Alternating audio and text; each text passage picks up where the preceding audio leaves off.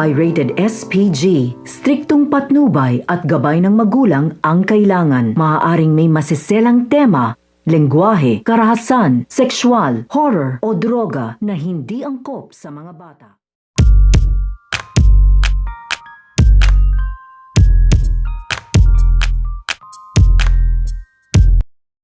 Dahil nagkakaroon na nga ng iskandalo dito nga sa pagitan nito nga ni Eloy at ito nga si Ali, ay nagkaroon na nga dito ng ingay dahil nga sa kanilang pagtatalo. Dahil sa pagbibintang dito na ginagawa nito nga ni Ali dito nga kay Eloy, na ito nga daw si Eloy ang kanyang nakita, nakasama nga daw nito nga daw ni Tara at siya nga daw dito ang nagnakaw dito nga daw sa hotel. Kaya naman ay naglabasan na nga dito ito nga kapatid nga ni Ali at pati nga dito ito nga kanyang ina upang awatin nga sila. At pati nga rin dito ito nga mga kaibigan ito nga ni Eloy ay naglabasan na nga ito dahil nagkakaroon na nga ng tensyon. Kaya nga ito nga si Eloy ay sasabihin nga niya dito nga sa ina nito nga ni Ali na ito nga daw kanyang kapatid ay kasama nga daw ngayon at kasama nga rin daw itong na-scam. At nakita nga daw nila dito ito nga daw kanilang mga pangalan dahil na-scam nga rin daw sila upang ibalik nga o isoli ito nga daw 15,000 na nakuha nga ng scammer dito nga sa ina nito nga si Ali.